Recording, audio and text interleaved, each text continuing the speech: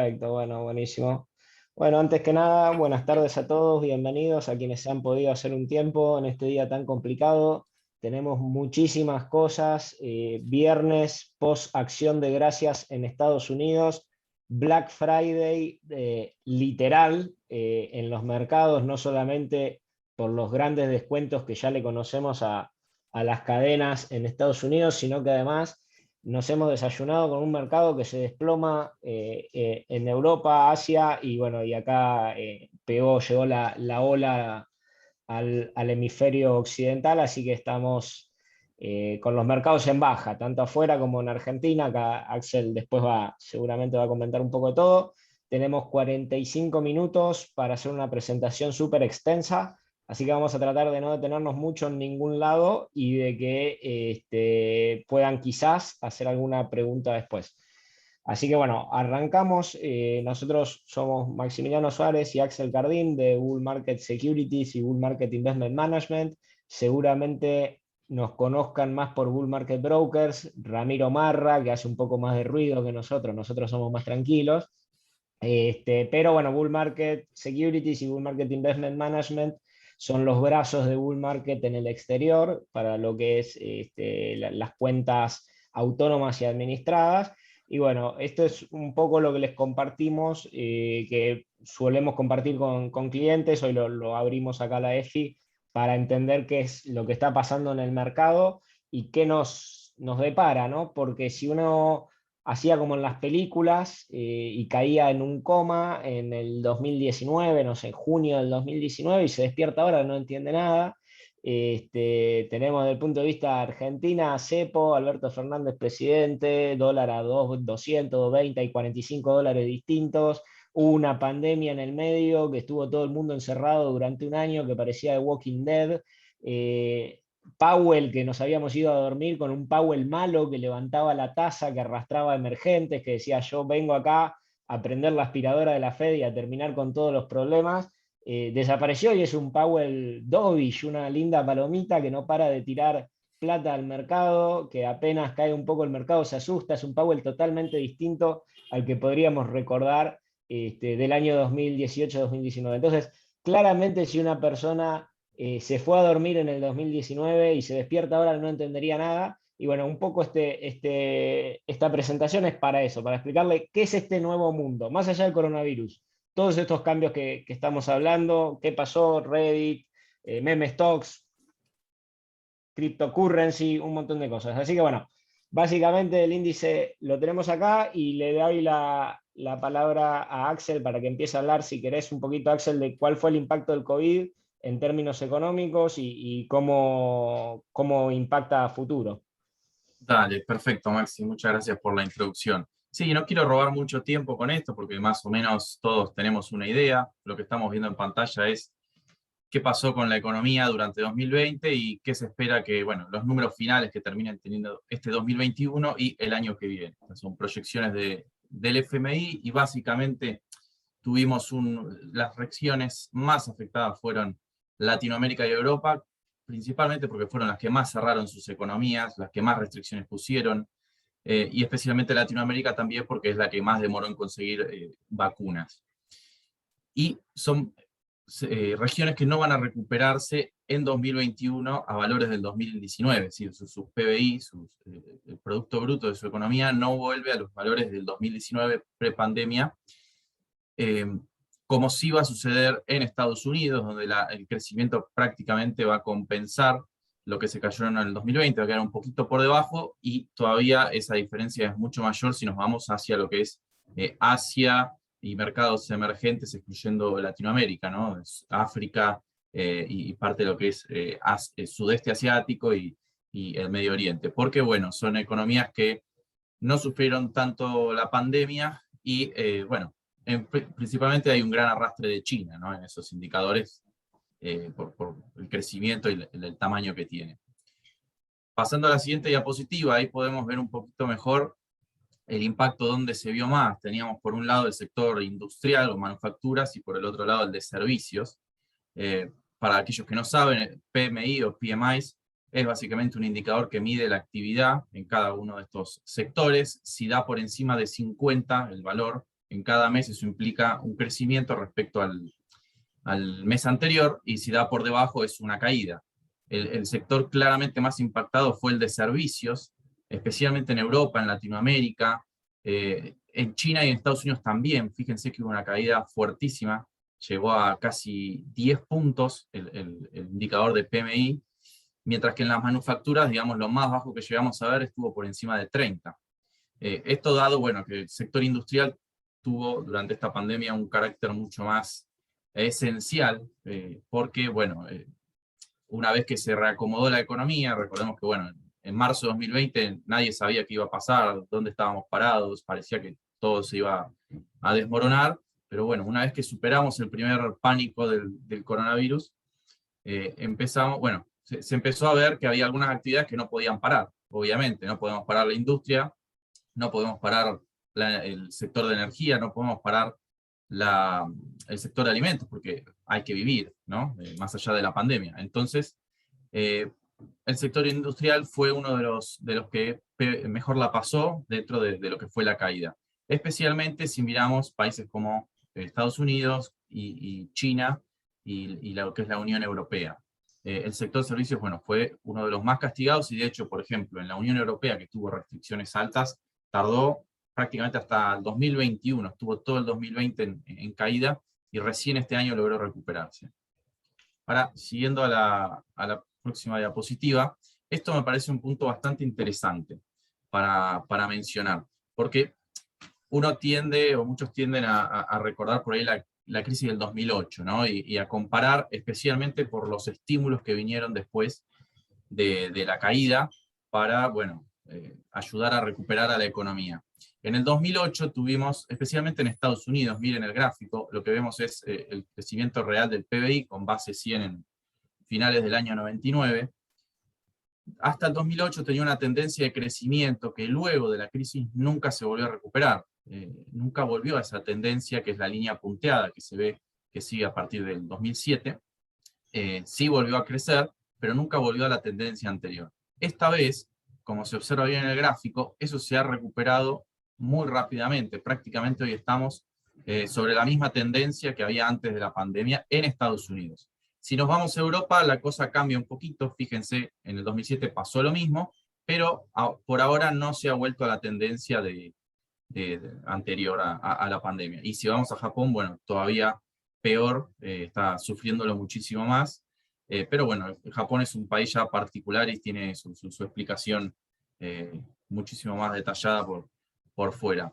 Pero lo importante que es acá, a diferencia del 2008, las deficiencias que vinieron después de la crisis, en 2008 arranca con una crisis en el sector inmobiliario y después termina impactando en la demanda agregada, donde también los estímulos fiscales tardaron un poco. Era la primera vez que se experimentaba con lo que es el quantitative easing, es decir, la Fed o los bancos centrales del mundo imprimiendo trillones de dólares para estimular la economía, sin que eso derive en una inflación. Era porque, bueno, había problemas en lo que es la demanda agregada, ¿sí? Tardó muchísimo en recuperarse la demanda de los consumidores, de las empresas, e incluso también de los gobiernos. Ahora, en este caso, estamos viendo del otro lado, los problemas vienen por el lado de la oferta. Los estímulos fueron tan grandes, tan masivos y tan rápidos, que la demanda, especialmente en Estados Unidos, se ha recuperado en menos de un año. Ya estamos sobre la misma tendencia. Y los problemas vienen por el lado de la oferta, cuellos de botella en la cadena de suministros. Como ustedes sabrán, por ahí los más destacados son el sector energético. En Europa tienen los precios de la energía por las nubes. En Asia está pasando lo mismo, en Estados Unidos un poco menos. Si miramos el precio del petróleo, está en máximos que no se veían desde antes de que se pinche la burbuja de los commodities. Y también podemos mencionar lo que es el sector de los semiconductores, ¿no? Todos sabemos que hay una falta muy grande de semiconductores en el mundo, que también viene impactada por todo lo que es la aparición de las criptomonedas, que son muy necesarios para todo lo que es el proceso de minado. Pero bueno, esos son algunos de los ejemplos donde tenemos cuellos de botella, donde la oferta no logra seguir a la demanda, y sobre eso además hay que agregar la escasez de trabajadores. Si uno mira a Estados Unidos, yo no tuve la oportunidad de viajar, Maxi sí estuvo hace poco, está por todos lados, no importa por dónde camina, está lleno de carteles de se busca trabajo, se paga muchísimo más de lo que se pagaba antes, y a pesar de todo no se logran conseguir empleados. En Estados Unidos, para que se hagan una idea, hay un récord de más de 10 millones de puestos de trabajo que se están buscando y que no encuentran aplicantes. Y eso teniendo en cuenta que hay todavía un montón de gente que se quedó sin trabajo en la pandemia y no lo está buscando, no está tratando de volver al trabajo. Entonces, bueno, eso obviamente afecta a la oferta agregada y hace que le sea muy difícil seguir a la demanda agregada. Y esto es lo que deriva, que ya vamos a mencionar, en la inflación. Pero bueno, si seguimos con la otra diapositiva, hay un caso particular que me gustaría comentar, que es China, y ya nos vamos de lleno a lo que son mercados, que es seguramente lo que todos quieren escuchar. En China también se está observando una desaceleración económica, y eso obviamente tiene un impacto fuerte en lo que es países emergentes, más que nada como nosotros, que dependen de venderle commodities a China en gran medida, porque tenemos un PBI, si miramos los últimos datos, el PBI creció a menos de 0,2% entre el tercer trimestre y el segundo trimestre de este año, y los datos que vinieron del primer y segundo trimestre fueron similares, muy por debajo de los datos que veíamos antes, que por lo general se crecía entre 1,5 y 2% por trimestre, y en términos anuales eso implica un crecimiento muy por debajo de lo que nos tenía acostumbrado China, ¿no? Es decir, casi hace unos años atrás arriba de 2 dígitos y hasta hace poco 7, 8, 9% de tasa de crecimiento. Y en la industria se observa algo similar. Pasó de crecer al 5 o 6% anual a hacerlo al 3%. Esto tiene varias implicantes y varias razones. Podemos mencionar algunas y no vamos a entrar en detalle porque, bueno, perderíamos mucho tiempo. En primer lugar, la crisis del sector inmobiliario.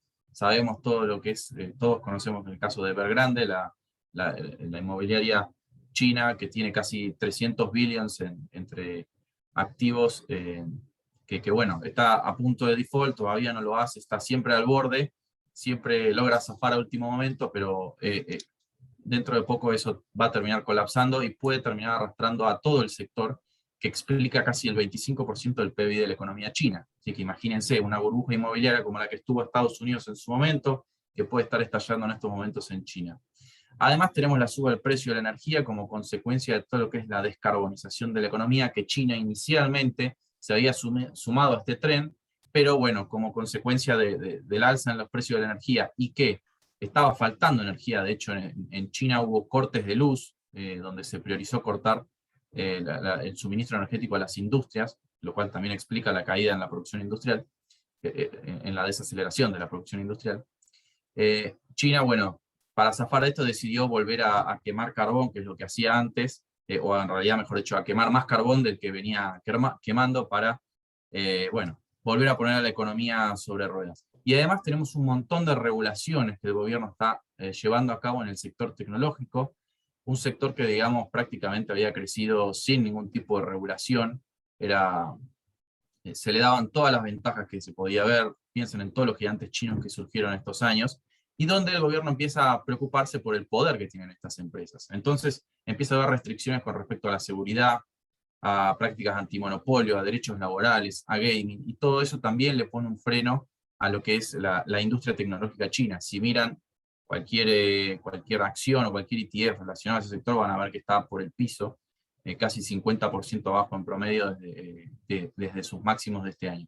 Y por último tenemos las ambiciones políticas del propio Xi Jinping, el presidente chino que ha modificado la constitución para perpetuarse en el poder y tiene bastantes ambiciones respecto a lo que es Taiwán y Estados Unidos.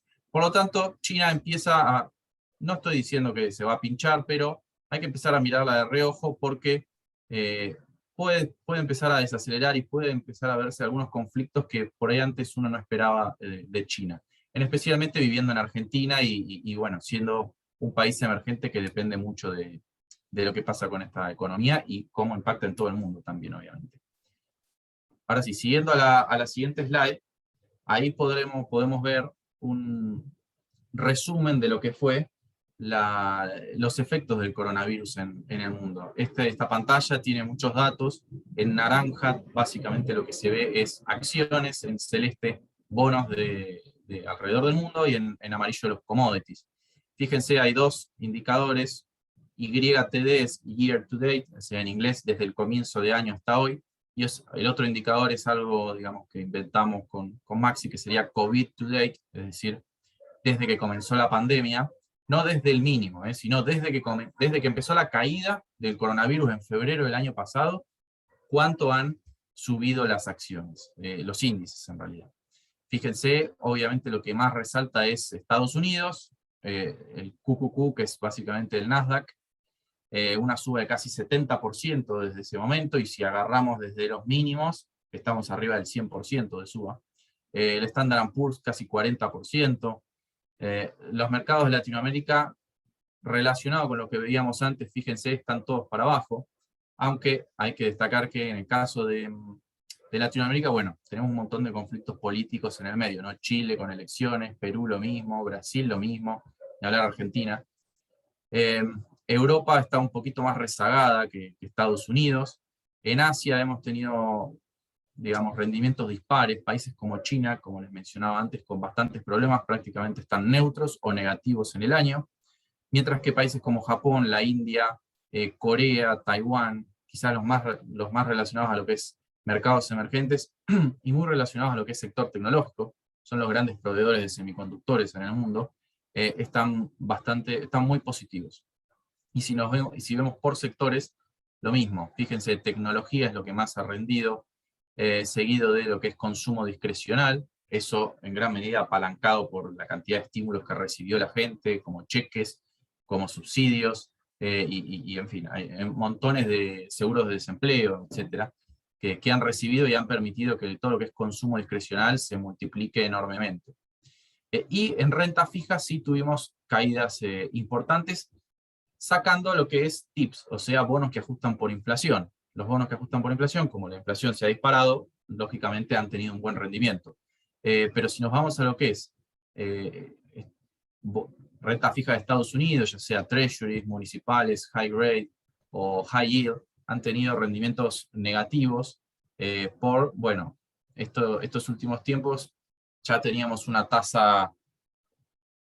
Las tasas, digamos, le están costando mantenerse en estos valores, la economía, el crecimiento de la economía de Estados Unidos, la inflación, eso todo, digamos, tira para que las tasas se vayan hacia arriba, y como todos sabemos, hay una relación inversa entre lo que es tasas del gobierno, tasas de los bonos, perdón, y el precio de los bonos. Si suben las tasas, baja el precio de los bonos, y bueno, como consecuencia tenemos rendimientos negativos. Más negativos, fíjense en lo que es sectores, países emergentes, que bueno, también son aquellos que tienen menos poder de fuego, todo lo que es estímulos y demás. Y obviamente, bueno, como digo, en eso también hay un fuerte impacto de lo que es China. Los bonos de China están por el piso por todo lo que les venía comentando, pero si sumamos Latinoamérica también. Son pocos los países emergentes que realmente han performado bien estos últimos tiempos.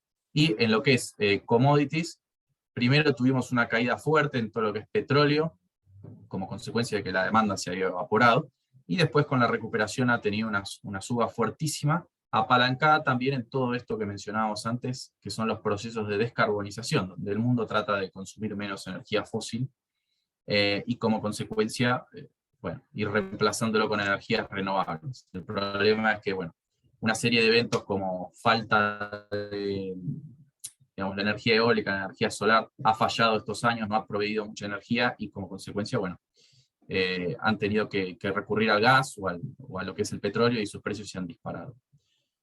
Si querés seguimos, estamos bien.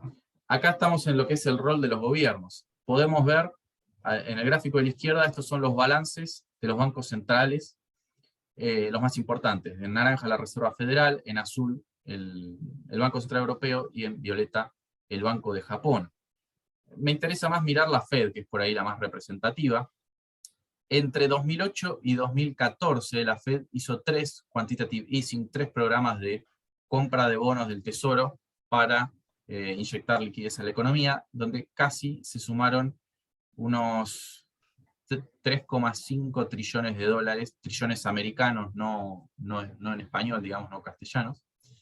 Y fíjense la suba que tuvimos en prácticamente, ¿cuánto? En un año, un poco más de un año y medio.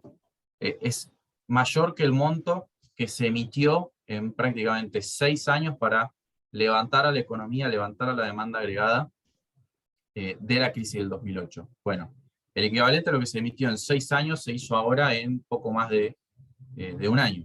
Y eso no solo se ve en la Reserva Federal, sino que también en el Banco Central Europeo, en menor medida Japón, que viene con quantitative easing hace décadas más o menos. Y a la derecha tenemos los estímulos fiscales. Fíjense el tamaño de lo que fueron los estímulos fiscales. Hay países que superaron el 50% de su Producto Bruto entre medidas fiscales y medidas monetarias. Han sido, digamos, estímulos sin precedentes que nunca jamás en la historia se vieron. Y eso explica los datos de inflación que tenemos hoy en día. Si vamos a la siguiente slide, me parece que es no, acá te dejo un poco a vos, Maxi. Ya hablé No. así, descanso un Bien, poco. sí. Sí, un poquito vinculado a lo que comentaba Axel, esto que, a ver, a veces es difícil dimensionar porque los gráficos sirven para justamente graficar y mostrar de una manera más contundente, pero a veces no sirve bien para tomar dimensión. Y realmente esto que comentaba Axel de las medidas tanto fiscales como de liquidez, tienen un impacto enorme, lo decía muy bien hace un rato, algunos alcanzaron el 50% del producto entre medidas fiscales y liquidez, y estos saltos que vemos muy grandes en el año 2020 en cuanto a la liquidez en el mundo, implican un aumento, un shock muy fuerte en el aumento de dinero de un día para el otro. Aparte, fíjense, en el caso de la Fed, creo que es el más elocuente de todos, cómo es una línea vertical, es decir, vos te fuiste a dormir un día y tenías un supply digamos, de 4 billones, serían los 4 trillions, y te levantaste prácticamente el día siguiente con casi 7, y bueno, y de ahí se disparó hasta los 9 que tenemos actualmente. Eso implicó, por supuesto, que hubo una inyección masiva de dinero a los mercados con ese famoso rebote en B. No sé si ustedes se acuerdan cuando estábamos en plena pandemia del coronavirus, cuando la primera respuesta fue: se termina el mundo, ataque zombie, corramos, ¿sí? Cuando se salió de esa hipótesis y se vio que el coronavirus no era ébola, no mataba a todo el mundo, pero sí tenía un problema de contagio muy fuerte y de impacto en la actividad muy fuerte, el segundo postulado pasó a ser: bueno, no se termina el mundo, va a haber una recuperación, pero ¿cómo va a ser esa recuperación? Y ahí fue cuando empezamos a hablar de la famosa recuperación en L, recuperación en B. Bueno, finalmente, recuperación en U también, que era como una versión intermedia entre la L y la B.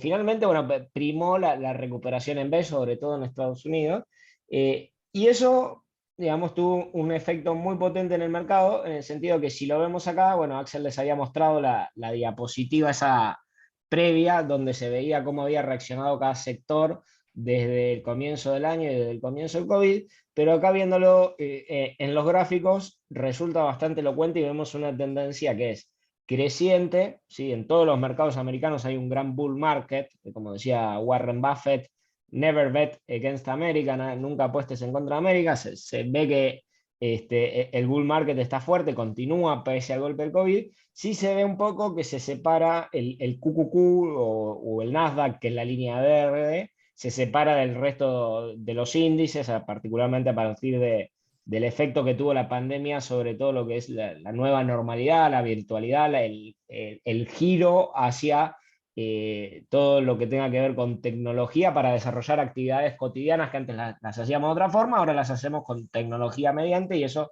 por supuesto, que propició que el Nasdaq se despegue un poco del Standard & Poor's, que es la línea azul del medio, y del Dow Jones, que son las empresas más tradicionales, si así se quiere, en la línea roja. Pero ¿por qué ponemos este gráfico? Porque hay mucho, digamos, hay mucho rumor hoy en día que vivimos en una burbuja, o que estamos en una especie de burbuja provocada por esta irresponsabilidad de los bancos centrales. Creo que cuando hablamos de burbujas, una autoridad a nivel mundial es el profesor Schiller, que no recuerdo bien de qué universidad es, habíamos estado teniendo esa discusión con Axel en la semana, si no me equivoco es de Princeton, por las dudas no lo dejamos plasmado en la slide, así no nos acribillan después.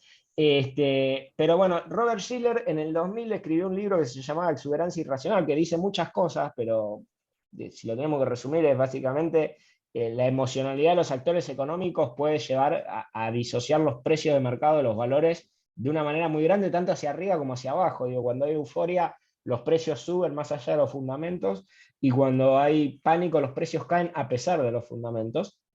Y Robert Shiller fue muy exitoso en el 2000 porque publica su libro en lo que sería el auge de las .com justo antes de que explote la burbuja, una burbuja que, por lo menos para el Nasdaq, tomó más de una década en recuperar. Eh, lo volvió a advertir, quizás esta vez un poquito con menos timing, pero muy bien también, allá por el año 2005, 2006, Shiller ya hablaba de que había una burbuja en el sector inmobiliario. Bueno, finalmente esa burbuja termina explotando en el año 2008, se adelantó un poco. Y bueno, y ahora también está un poco preocupado por el comportamiento que estamos viendo acá en el gráfico. Entonces, la pregunta es, ¿vivimos hoy en una burbuja? Posiblemente haya burbujas en muchos sectores. Después, ahí más adelante vamos a tratar algunos fenómenos particulares que son propios de esta nueva normalidad, ¿no? Los ejércitos de Reddit y cosas raras que parecen traídas de ciencia ficción, que ponen un poco en ridículo lo que uno ha estudiado y ha visto siempre. Pero posiblemente estemos en una burbuja. Eso es así porque, digamos, estos estímulos han hecho de que el inversor sea menos racional que nunca. Ahora, si uno mira la tendencia de fondo, bueno, seguimos igual en un bull market, y las burbujas en los mercados financieros, si bien asustan a todo el mundo, son el cuco, el que nadie quiere ver, son parte de los procesos de formación y descubrimiento de precios, ¿sí? Es decir, muchas veces el mercado se tiene que pasar de rosca para darse cuenta que por ahí no iba, y obviamente que nadie quiere invertir antes de una burbuja, pero quizás lo vemos después para no detenernos más. Hay veces que hay que tomar decisiones pese al contexto, porque el contexto no lo elegimos, lo que nosotros elegimos es qué hacemos con ese contexto. El contexto está dado, es no podemos elegir otro. Si a mí me preguntan, y a Axel también, me hubiese encantado ser portfolio manager en los 90, cuando un treasury te rendía un 5%, ponías el 70% del capital ahí, te acostaba a dormir la siesta, y la guita hacía guita, como dice el dicho. Bueno, este mundo es muy distinto, es un mundo más desafiante, Axel va a hablar un poco más de eso después, pero tenemos que ver qué hacemos con este contexto entonces. Ahí creo que la slide lo que muestra es un poco lo que veníamos hablando, y que Axel ya lo comentó, que fue que esta vez los estímulos no fueron a los bancos como había sido en oportunidades anteriores, sino que fueron directamente a la calle. Fíjense que en el 2008, pese al quantitative easing, lo que es el high power money, el M1, la base monetaria, incluso se disminuye, ¿sí? Y lo que vemos en el caso del 2020 es un efecto totalmente contrario, es un salto inmediato, totalmente correlacionado con el anterior, de la base monetaria, indicando de que esta vez el dinero sí llegó a la calle y no los bancos, que en el 2008, por motivos precautorios, acumulaban esa liquidez y no la traducían en una expansión de la oferta monetaria. Acá sí. ¿Y eso qué provocó? Bueno, provocó estas cosas nuevas de las que hablábamos, ¿no? Una de las grandes estrellas de fines del año pasado, principios de este año, fue Wall Street Bets, que no sé si alguno de ustedes lo habría escuchado antes no era tan popular, el tema de Reddit, Robinhood, este broker de comisión cero. Y lo que ha sucedido es que a partir de justamente la tecnología, de estar mucho tiempo en la casa, se hizo posible, por un lado, que los retails accedan al mercado a un costo muy, muy bajo. Por otro lado, que haya mucha gente en su casa mirando las cotizaciones de las acciones porque no tenía que ir a la oficina.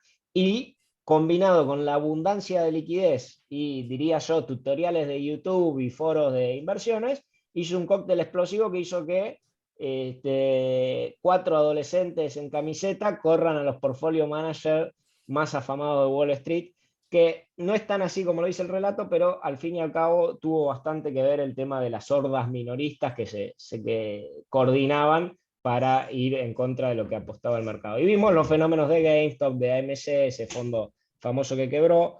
Vimos incluso cosas muy locas, las criptomonedas, que al Bitcoin, si uno preguntando en 2019, el Bitcoin estaba muerto, y hoy está más vivo que nunca. Hay empresas comprando Bitcoin, Tesla a la cabeza, que no, Tesla no ha comprado tanto Bitcoin, pero sí ha tenido mucha influencia. Hay otras empresas que hacen menos ruido que Tesla, que han invertido más en Bitcoin que Tesla, pero sin dudas lo que diga Elon Musk sobre el Bitcoin, sobre el Dogecoin o sobre lo que sea, tiene mucha influencia. Incluso hay países como El Salvador que adoptaron el Bitcoin como moneda legal. Entonces, todo esto tiene que ver justamente con este exceso de liquidez, este deterioro del dólar y el surgimiento de estas inversiones alternativas y de la locura irracional, si se quiere.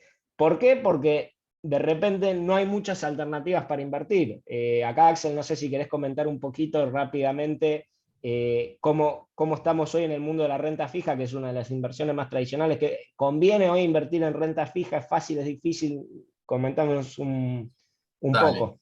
Sí, acá lo que vemos en el gráfico son los spreads, es decir, la diferencia de rendimiento entre los bonos corporativos y los treasuries, los bonos del gobierno americano, que es la medida típica que se utiliza para evaluar los bonos corporativos. Acá lo que vemos en este gráfico es en color rojo, un rombo rojo, es los spreads actuales de mercado. La barra, perdón, sí, la barra azul es el promedio que tuvieron esos spreads durante los últimos 15 años, en amarillo el máximo y en triángulo celeste el mínimo en 15 años. Obviamente, cuanto menor es el spread, menos, digamos, menos rinden los bonos, es decir, están más cerca de lo que es un treasury, tienen menos riesgo, o bueno, pueden verlo así, o lo importante es que, perdón, y la barra gris es el desvío estándar, digamos, ¿no? Desde la media. Lo que se observa es, especialmente en Estados Unidos, que es donde más hubo estímulo monetario, donde más se emitió, es que prácticamente todo está en mínimos de spread de los últimos 15 años. Todo rinde nada. Si uno quiere comprar un bono investment grade, o sea, que tenga una buena calificación crediticia, que rinda 3%, tiene que irse a comprar un bono al 2070 y rezar, bueno, que llegue a rendir 3%. Si nos vamos a lo que es high yield, que son un poco aquellos que rinden más, si se quiere, bono basura o que están con las peores calificaciones crediticias, se observa lo mismo, están muy cerca de los mínimos y del desvío estándar, del máximo del desvío estándar, donde, bueno, justamente lo que se ve es todo este dinero que se emitió, que por un lado fue a la calle, pero también fue al mercado financiero, porque mucha gente cobraba, por ejemplo, los cheques, los stimulus checks. ¿Qué hacía? Los que no lo necesitaban iban y se lo enviaban en la bolsa, compraban ya sea acciones, opciones, y si no, también compraban bonos, especialmente más los institucionales, que son los que suelen operar más bonos. En mercados emergentes no se observa tanto ese patrón porque los mercados emergentes tienen mucho menos poder de estímulo. No tienen a la Fed, no tienen al Banco Central Europeo o al Banco de Japón, que sale a emitir toneladas de dinero y el mercado lo agarra y genera hasta hace poco muy poca inflación.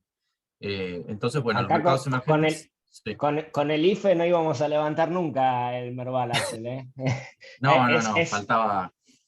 es como menciona Axel, los estímulos son más chicos acá, por supuesto, pero una cosa que quiero dejar en claro, que los spreads sean más chicos, ¿qué significa?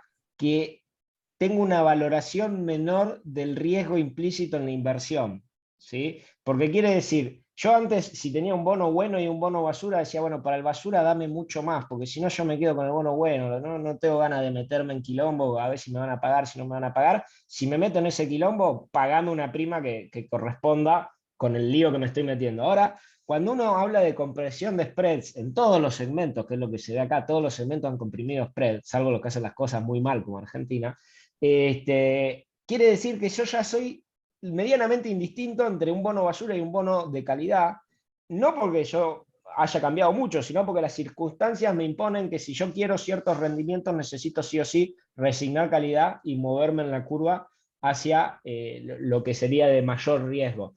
Y eso obviamente tiene implícito cuestiones para lo que es el manejo del portafolio, ¿no? Que esto es un poco a lo que apuntábamos. Cuando uno tiene que construir un portafolio, yo decía, si me tienen que decir a mí cuándo me hubiese gustado gestionar inversiones, quizás en los 90, porque fíjense, acá lo que marca es cómo se manejaría un portafolio de inversión para obtener un rendimiento determinado, que siempre es el 7,5, pongámosle un rendimiento que hoy ya hasta suena ambicioso, en una época era como bastante relajado, ahora suena ambicioso, y el desvío o el riesgo que tenés para armar ese portafolio. Y si uno lo ve, en la medida en que se fue avanzando en el tiempo, se fue complejizando ese portafolio. En un principio era con un 75% de cash en los 80, finales de los 80, cuando nací yo, y todavía faltaba un poco para que nazca Axel. Tenía 75% de cash, 25% de renta fija, y eso ya rendía un 7,5 con un desvío del 3,1, o sea, prácticamente no se movía. Ahora ya 2004 tenés que hablar de, para el mismo rendimiento, un 8,9 de desvío, casi se triplica la volatilidad implícita en la inversión, y ya el cash, digamos, directamente desaparece, no se puede tener más cash ocioso, pasa a ser 50% fixed income, renta fija, y el resto lo que es acciones repartido entre large cap, que sería lo más seguro, digamos, small y mid caps, que son un poquito más de riesgo, y las acciones no americanas, ¿sí? Y si nos vamos a lo que es el 2019, no me quiero imaginar lo que debe ser hoy, 2021, este gráfico, si lo tuviéramos más actualizado, ya la volatilidad se va al 18%, es decir, 6 veces el nivel de volatilidad con el que arrancamos, y prácticamente los bonos desaparecen, es un 4%, o sea, habíamos arrancado con un 75% de cash y terminamos con un 4% de bonos únicamente, con el resto de la cartera sea o en acciones o en real estate, inmobiliario, porque ¿qué fue lo que pasó? Bueno, esto, que los bonos en el mundo dejaron de rendir, se comprimieron los spreads, la renta fija pasó a ser toda igual, y en los rendimientos hoy se encuentran prácticamente, en la mayoría de los casos, por debajo de la inflación. Que ahí, Axel, no sé si querés comentar un poco cómo viene ese tema. Sí, rápido, porque más o menos todos venimos siguiendo esto como consecuencia bueno, de los estímulos que veníamos mencionando, los problemas en la oferta, ¿no? De lo que es los cuellos de botella, la falta de trabajadores, y una demanda que se recuperó prácticamente inmediatamente. Lo que tenemos es, bueno, un fuerte estallido inflacionario. Hoy por hoy el más destacado es Estados Unidos, donde la inflación ya supera el 6% anual, y en lo que es la eurozona, Reino Unido está arriba del 4%. Si nos vamos a países asiáticos, bueno, estamos todavía un poco más por debajo. Fíjense que ni siquiera Japón con todo esto puede tener algo de inflación, que es algo que viene tratando de lograr hace muchos años. Y si nos vamos a la inflación núcleo, que es la que excluye de la energía y los alimentos, que son justamente los productos que suelen tener más variabilidad, también estamos en récord histórico. Son niveles de inflación que no se ven desde los años 80, cuando la Reserva Federal tuvo que venir, bueno, Volcker, seguramente lo conocerán, el presidente de la Reserva Federal, tuvo que poner las tasas muy arriba porque la inflación estaba desbocada en Estados Unidos. Y si miramos lo que es la inflación mayorista, todavía muchísimo más. ¿Esto a qué ha llevado? A que básicamente en todos los mercados emergentes, sacando Argentina, se ha visto un endurecimiento de la política monetaria. Estímulos prácticamente muchos no hubo, esos si había desaparecieron, y se empezó a subir la tasa de interés. Brasil ya subió la tasa de 2, ya está en 7 y monedas, y se espera que llegue hasta el 10%. Rusia, México, Corea del Sur, Perú, Colombia, Chile, todos los países de la región han subido las tasas. Y después tenemos, bueno, los países desarrollados, algunos incluso ya han comenzado a subir la tasa, como Nueva Zelanda, como Noruega, Islandia, si alguno lo quiere considerar desarrollado, y el resto han empezado a reducir estímulos monetarios, especialmente Estados Unidos, que es el que más nos interesa. A ver, creo que en la siguiente slide tenemos, no, bueno, pero esto lo voy a comentar un poquito después. Si querés, seguir vos con esto, Maxi. Que Dale, es lo que... perfecto. Sí, y ya vamos redondeando, que nos quedan 5 minutos. No sé después si nos pasamos unos minutitos, no sé qué pasa, pero por las dudas vamos redondeando. Bueno, lo que hablábamos antes, esto de si conviene invertir o no en una burbuja. Si uno lo mira en el largo plazo, la tendencia del mercado está clara. Siempre hay malas noticias en el horizonte, siempre. Siempre hay buenas noticias en el horizonte también. Depende qué pondera más el mercado en función de su emocionalidad, como decíamos antes. Pero si uno ve esta gráfica, a pesar de todo lo que pasó, la .com que yo les comentaba fue una burbuja que golpeó muy fuerte al Nasdaq, que tardó muchísimos años. Fíjense que el Nasdaq no recupera sus niveles casi hasta 2014-2015. En el caso del resto de los índices le fue un poquito mejor, pero bueno, si uno invertía a partir del año 99 en los distintos índices, hoy fíjense que más o menos invirtiendo en el Nasdaq, en el S&P, o en bonos, investment grade o high yield, más o menos tiene la misma cantidad de dinero. Peso más, peso, dólar más, dólar menos. La inversión por ahí que menos rindió, que fueron los bonos investment grade, casi contraintuitivamente por ahí, llegás a $216.000 y arrancabas con $100.000 en el 99, y lo que más te rindió fue haber invertido en el Nasdaq, que tendrías Perdón, Maxi, $297.000. Sí. aclarando que esto está ajustado por inflación, o sea, en realidad vos hiciste un rendimiento de más o menos 116% y a eso le tenés que sumar la inflación, en el caso de investment grade. Exactamente, exactamente. Entonces, digamos, estarías, estos son ganancias reales, mientras que vos, por ejemplo, si mirás qué hubiese pasado quedarte líquido, que muchas veces en Argentina no somos conscientes de eso y ponemos los dólares en la caja de seguridad, bueno, el poder de compra de $100.000 en el 99 serían $61.000 hoy. Entonces, fíjense cómo es importante que el bosque no nos tape el árbol, porque podemos estar a las puertas de una burbuja, pero si nosotros tenemos un buen risk management y tenemos una estrategia, en el largo plazo tenemos las probabilidades a nuestro favor, ¿sí? Como se dice por ahí, el tiempo es amigo de las buenas compañías y las buenas inversiones. Incluso fíjense que yo les empecé hablando del Nasdaq, que es la que más golpeó la burbuja.com, que si yo te hubiese preguntado vos dónde poner la guita y tuvieses el diario del lunes, como todos se creen que los que hacemos finanzas tenemos, hubiese dicho, bueno, Nasdaq no, porque se va a hacer bolsa. Pero fíjense que al final de la historia termina siendo la mejor inversión, pese a que vino rezagada durante varios años. Entonces, hay que tener paciencia, hay que tener una estrategia consistente a lo largo del tiempo, pensando siempre en el largo plazo y viendo esto, que tendremos los problemas que tenemos, pero en un contexto donde la inflación se está acelerando, donde la emisión monetaria no tiene precedente, quedar separado con el cash puede ser más arriesgado que salir a hacer una inversión, siempre y cuando esa inversión esté bien planteada desde el vamos. Y para plantear una inversión bien, ¿qué es lo que hay que hacer? Bueno, estar bien claros de lo que se viene, que ya voy a pasar ahí porque si no se nos acaba el tiempo. Y ahí, Axel, si querés contar un poquito qué es lo que vos estás viendo para el mercado, muy rápidamente, nos quedan 3 minutitos. Dale.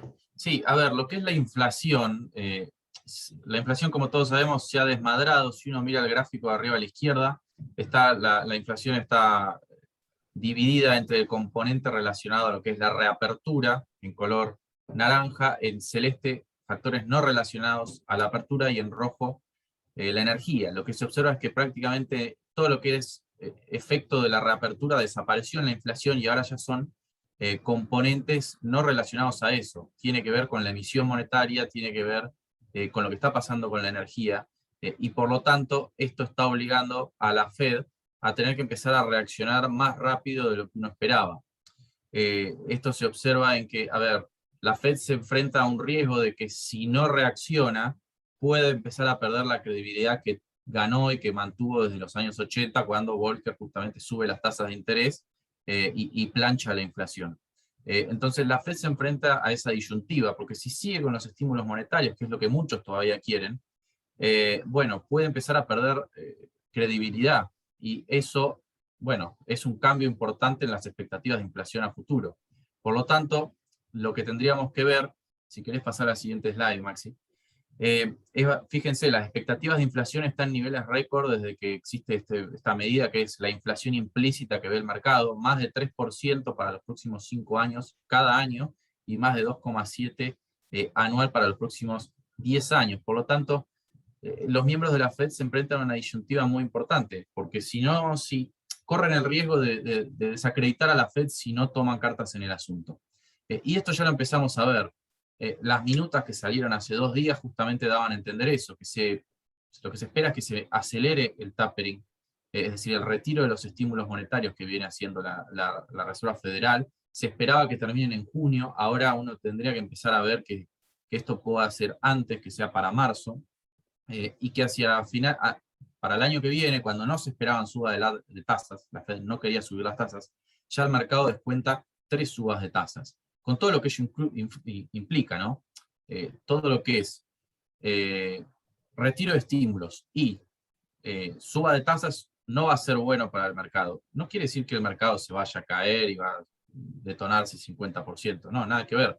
Simplemente le va a hacer mucho más difícil el trabajo al mercado. Aquellas empresas que dependen de los estímulos y de las bajas tasas, especialmente el sector tecnológico, que no suele tener ganancias, o muchas de ellas no suelen tener ganancias y dependen de acceder a crédito barato, bueno, se les va a hacer mucho más difícil este trabajo. Por lo tanto, esto es algo, sí, bueno, haciendo el resumen, con respecto a lo que es la estrategia, si se quiere, a ver, la renta variable, uno tendría que tratar de ir migrando de aquellas acciones relacionadas a growth, a tecnológicas, a crecimiento, que no están consolidadas, que no ganan plata, quizás ir yendo hacia compañías un poquito más consolidadas. Si uno mira dentro del sector tecnológico, uno tiene grandes empresas como Apple, Microsoft, que ya están consolidadas y que una suba de tasas no les debería impactar tanto como otras que pierden dinero o que necesitan constantemente ganar dinero. Eso si uno quiere mantenerse dentro del mismo sector growth. Si no, uno podría ir hacia lo que es acciones cíclicas como cobertura frente a la inflación o diversificar con índices por sobre papeles individuales. Si uno mira, hay sectores de justamente de crecimiento que han caído 50, 60% desde máximos, y uno mira el índice Nasdaq y está, ¿cuánto dijimos? 30% arriba en el año. Bueno, Sí. eso es un ejemplo. Ir hacia por ahí cosas menos riesgosas, y dentro de lo que es renta fija, la verdad que no recomendamos, no nos parece atractivo nada, excepto lo que son tips cortos, o sea, bonos que ajustan por inflación, eventualmente floatings cuando se arranque este proceso de suba de tasas, y corporativos cortos que no tengan una duration mayor a 3 años, especialmente deuda de lo que es high yield desarrollada, porque la verdad que un investment grade, lo que van a pagar de comisiones les va a anular el rendimiento que pueden llegar a sacarlo. Y lo único que quiero dejar, los principales riesgos, digamos, que uno tendría que mirar es justamente que la inflación termine siendo más alta y más duradera de lo esperado, más de lo que ya es hoy, lo cual obviamente obligaría a la Fed a tener que reaccionar todavía más fuerte para poder frenarla. Bueno, el segundo justamente hoy lo estamos viviendo, la pandemia, nuevos rebrotes o variantes. Esto lo escribimos hace 2 o 3 días antes de que aparezca toda esta nueva variante NU. Que la crisis energética se prolongue, la desaceleración económica en China que hablábamos, el resurgimiento de tensiones entre Estados Unidos y China, y bueno, después ya temas geopolíticos que por ahí uno debería asignarle poca probabilidad de ocurrencia de momento, pero que en un futuro lejano pueden llegar a ser un problema. Exacto. Bien. Bien, el último comentario y ya con esto cerramos. Como decía Axel, tener bien presentes los riesgos, la estrategia, siempre es un buen momento para empezar a invertir. Como decía el proverbio chino, creo que es, si no es oriental, el mejor momento para plantar un árbol fue hace 20 años, el segundo mejor momento es ahora, ¿no? Entonces, empezar a invertir siempre teniendo en la cabeza los riesgos y la estrategia, y no dejarse llevar por el market timing. Nosotros no creemos en el market timing, no se puede comprar el mínimo y vender el máximo, es muy difícil, solo genera comisiones para los brokers. Tengan la estrategia clara, tengan los riesgos en la cabeza y buy and hold. Agárrense que las tormentas siempre pasan, siempre sale el sol, siempre hay malas noticias y buenas noticias en el horizonte. No se dejen distraer por el ruido, tengan claro hacia dónde van. Así que bueno, muchas gracias por habernos acompañado. Quienes quieran pueden seguir luego conversando con nosotros en Bull Market a través de nuestras redes, abran cuenta, nos preguntan lo que quieran, los esperamos. Muchas gracias a todos. Una